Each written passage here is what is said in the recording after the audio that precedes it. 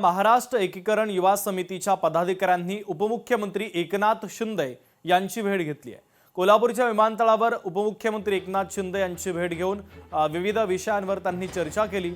महाराष्ट्र एकीकरण समितीच्या कार्यकर्त्यांची कोल्हापूर विमानतळावर एकनाथ शिंदे यांचा ताफा जात असताना त्यांनी घोषणाबाजी देखील केली आणि त्यानंतर एकनाथ शिंदे यांच्यासोबत त्यांनी चर्चाही केलेली आहे।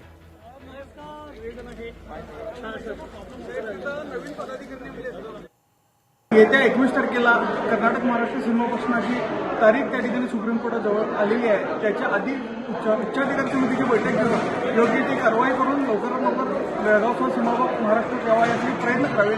तसेच काल शिवसेना शिंदे गटाचे नवीन पदाधिकारी जे कर्नाटक राज्यामध्ये नेमलेले आहेत त्यांनी सीमा प्रश्नाच्या विरोधी भूमिका मांडलेली आहे। त्यांच्याबद्दल एकनाथ शिंदे साहेब तसेच तज्ज्ञ समितीचे अध्यक्ष धैर्यशीलदादा माने नरके साहेब आणि संजय दादा मंडलिक यांना माहिती दिली। तात्काळ त्यांच्यावर कारवाई करण्याचे आश्वासन त्या ठिकाणी शिंदे साहेबांनी दिलेले आहे। पुणे महानगरपालिकेमधील सर्वात मोठा प्रभाग असलेल्या प्रभाग क्रमांक 38E मध्ये वसंत मोरे हाती मशाल घेऊन रिंगणामध्ये उतरले। पुण्यातील 41 प्रभागांपैकी 38 हा प्रभाग असा आहे की जिथे 5 नगरसेवक निवडून येणार आहे।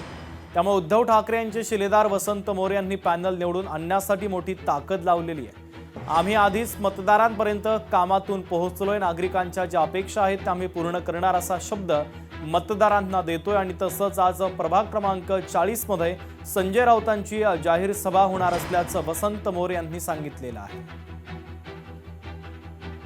मला वाटतं की हे सगळं फेकाफेकी आहे, कारण भारतीय जनता पार्टीने 2017ला पुणे शहरातील 2 मार्गावरती BRT मोफत देऊ असं म्हटलं होतं।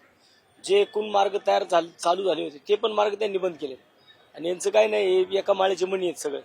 मग ते राष्ट्रवादी असेल, तुतारी असेल, नाहीतर घड्याळ असेल किंवा भाजप असेल, हे सगळे एका माळेचे मणी आहेत। त्यामुळं काही सांगितलं, किती काही बोलले, मेट्रो तर अजून इथं बोळ पाडायची सुरुवात पण झालेली नाही आमच्याकडे।